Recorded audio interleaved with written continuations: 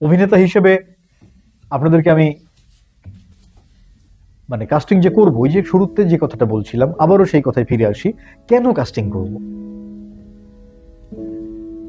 নিজেকে সেল করতে হবে তো ভাই, এটা সেলিং এর জায়গা। একটা ডিরেক্টরের কাছে গিয়ে নিজেকে সেল করতে হবে। শব্দটা হয়তো অনেক কুৎসিত শোনায় শুনতে, কিন্তু ট্রু। কারণ ওই লোকটা যে আপনাকে নিচ্ছে, সে আপনাকে টাকার বিনিময়ে নিচ্ছে। এটা ফ্রি কাজ করার জায়গা না, এটা চ্যারিটি করার জায়গা না। তাহলে টাকা দিয়ে যখন আপনাকে নেবে একটা মানুষ, কেন নেবে? কি এমন বৈশিষ্ট্য থাকলে আপনাকে নেবে?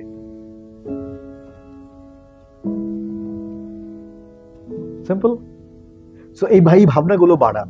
মুশকিলটা হচ্ছে কি, এই যে আজকে বলে গেলাম, আমি শিওর যে আপনারা কাল থেকে এই ভাবনাগুলোর মাথায় রাখবেন না, সর্বোচ্চ আজকে বাসায় যাওয়া পর্যন্ত। কারণ আমি ধরেন এটা জোর দিয়েই বলতে পারি, আপনারা গত 7 দিন একটা মুভি দেখেন নাই পুরনোরা, দেখতে হবে তো। এবং কেন ভালো লাগছে, পারফর্মারের দেখার ধরনটা কিন্তু ডিফারেন্ট। এই কারণগুলো খুঁজে বের করতে হবে।